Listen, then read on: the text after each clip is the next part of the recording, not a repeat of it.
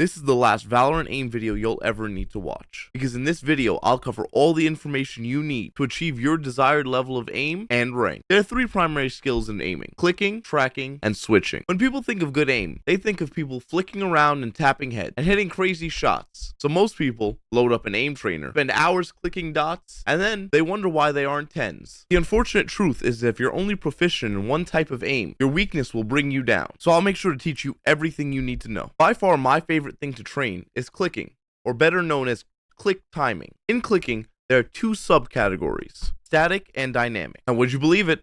That means clicking moving targets and not moving targets. These are all about making precise movements and tiny adjustments to hit a target. You can think about this as the movement you make after going for a flick. This is also called a micro adjustment. But remember, the most important part of aim training is that you find scenarios that you enjoy. If you hate what you're doing, you're less likely to stick with it. It's better to improve slowly, using a routine you enjoy, than doing an optimal routine and then quitting after 2 weeks. There are two ways you can practice your aim: using an aim trainer or game-specific practice. To make sure everyone has an option that they can practice on, we'll be using 3 games: Aim Labs, KOVAAKS, and Valorant. Practice on Aim Labs and KOVAAKS is interchangeable, so I'll make sure to link a playlist to the respective aim trainers in the description. The first routine is for static clicking.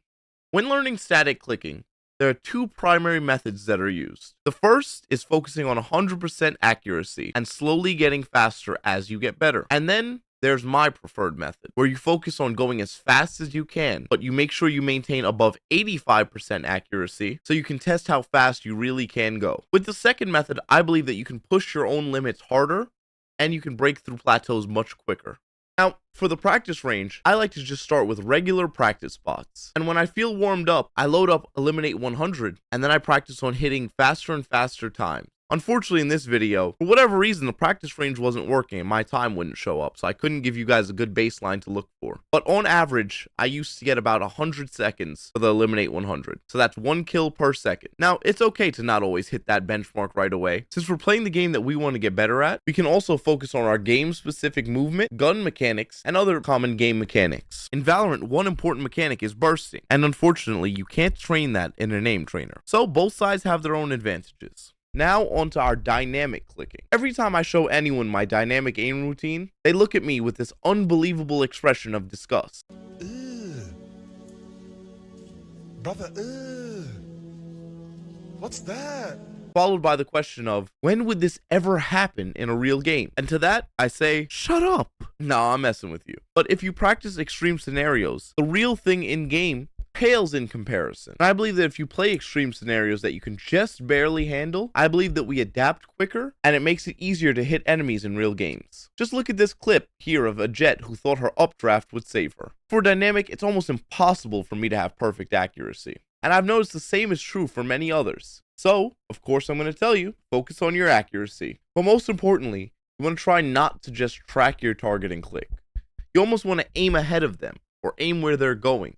Because with this, you're able to react much quicker to real targets, like when people strafe around a corner. The practice range unfortunately doesn't help you against those I misheard jets, but it can help you with all those shots you decide to miss the second your enemy moves. I know we've all had those moments.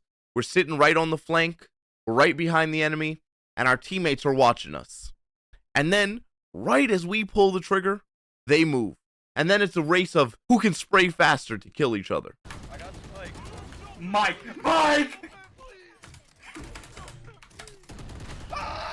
And of course, since your team's watching, you always lose it, don't you? But don't worry, we're gonna fix that here. I repeat the Eliminate 100, but with strafe on, trying to only shoot the bot when they're moving. And then I head outside. No, not that outside. I head outside the range and then I practice short bursts and strafes on the flying bots. I try to make sure if I miss a shot, I reset and shoot a different target, so I don't just focus on that one bot. Voltaic has their very own benchmarks for Aim Labs and KOVAAKS. I personally love this because as I got better, I would watch the scores climb and I earned new ranks.